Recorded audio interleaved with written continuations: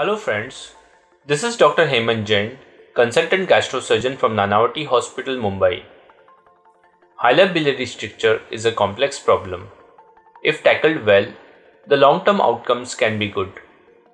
Today we will discuss its management with a special focus on hilar cholangiocarcinoma.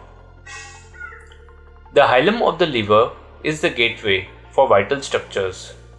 The hepatic artery, portal vein, bile duct are all very closely related to each other. Anatomical variations are also very common. Narrowing of the bile duct at the hilum causes obstruction and resultant upstream biliary dilatation. The painless progressive surgical obstructive jaundice is often accompanied by cholangitis. In clinical practice, differentiating the malignant from benign causes is very important. Contrast-enhanced CT scan, diffusion-weighted MRI, endoscopic ultrasound with or without tissue sampling, PET scan, spyglass cholangioscopy all help. But despite all this, many a times the diagnosis does remain uncertain. Once diagnosed, we assess the malignant hilar blocks for resectability. The Bisput-Kolle system considers the extent of biliary involvement to classify the lesion.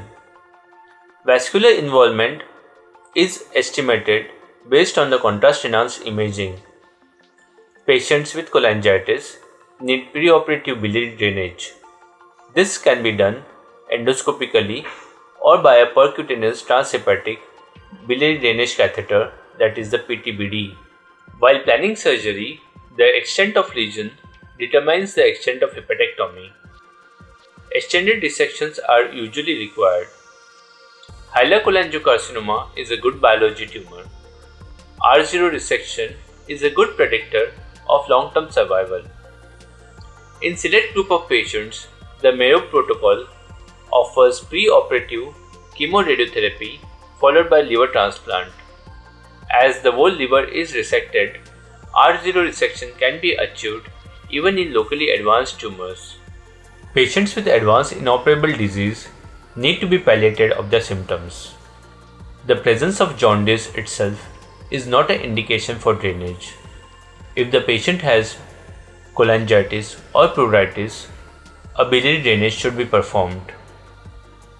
External beam radiotherapy and brachytherapy also have a role to play in palliation of symptoms. To conclude this talk, I would like to thank the team at DocMode and Dr. Reddy's for taking initiative and organizing this academic activity. Thank you and good day.